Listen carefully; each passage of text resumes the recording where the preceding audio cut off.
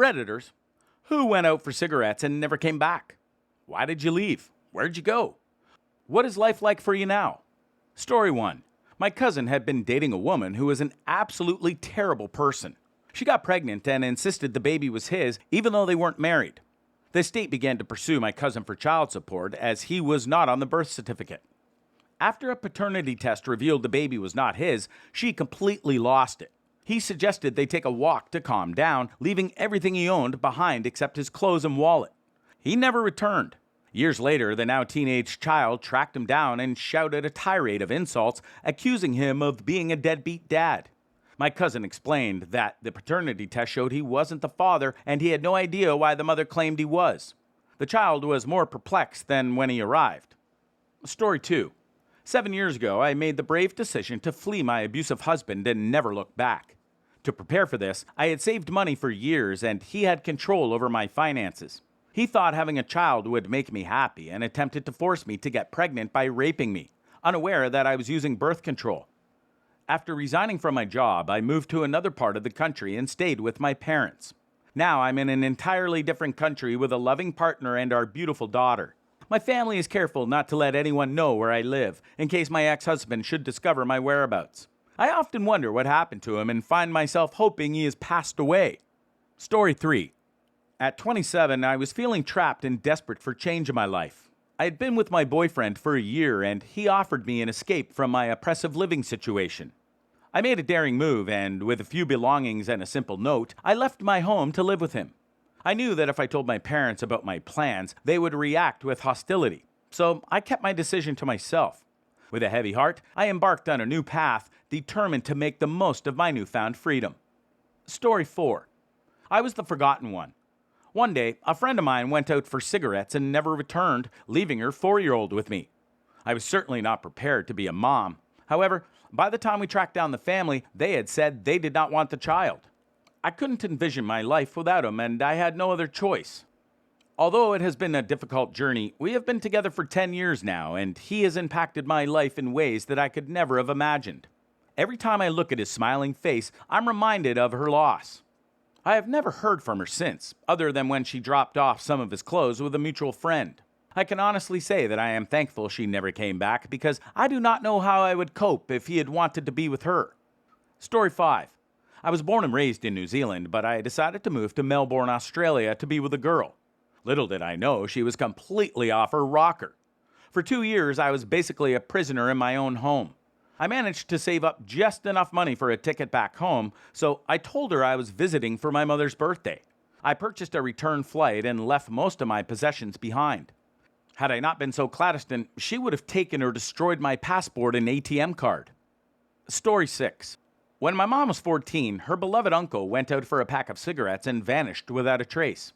This disappearance quickly became an urban legend in our family, but after 40 years, my grandfather, his brother, discovered his whereabouts. It turned out that he had started a new life in the United States and had a new family that was completely unaware of us. Unfortunately, he refuses to come back to Canada and has been unwilling to share the details of his disappearance. We're still trying to process this strange news, but it's been a very strange and surreal experience. Story 7. When I was 2 years old and my mom was 7 months pregnant with my brother, my dad vanished without a trace.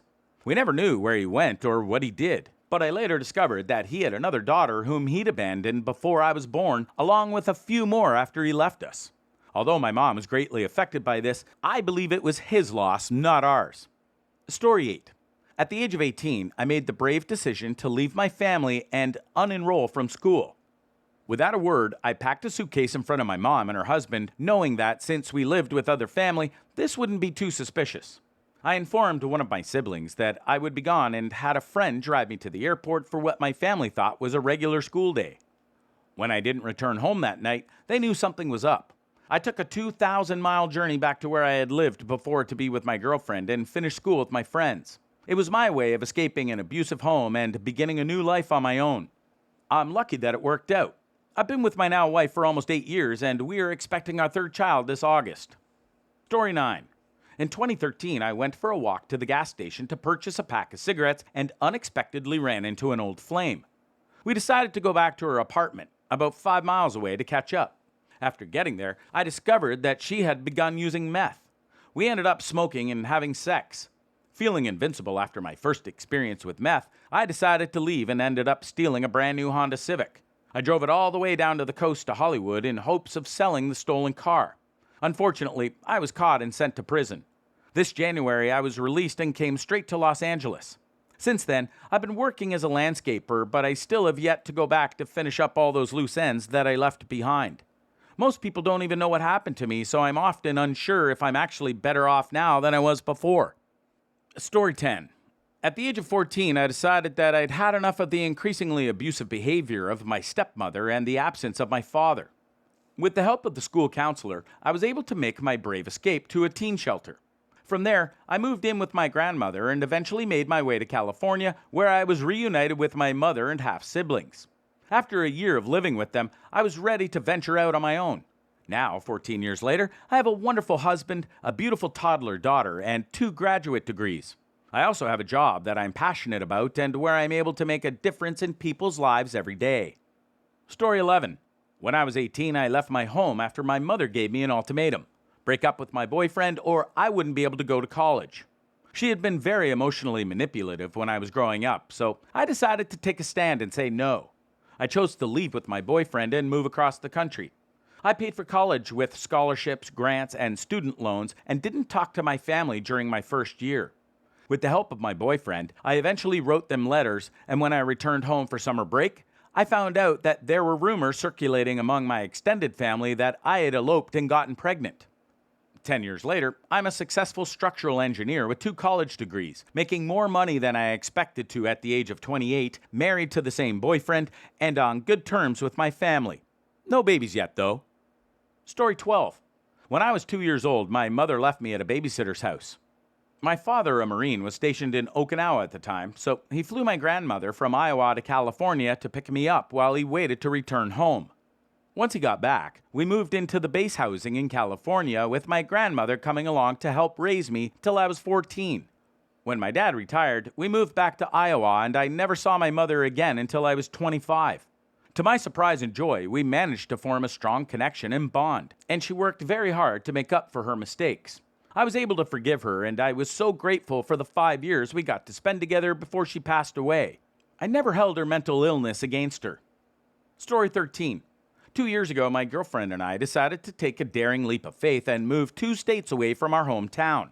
We'd been living with my parents, which had become increasingly difficult. So after a heated argument, we packed our small car with the bare necessities and set off on a month-long camping adventure while I searched for a job and an apartment.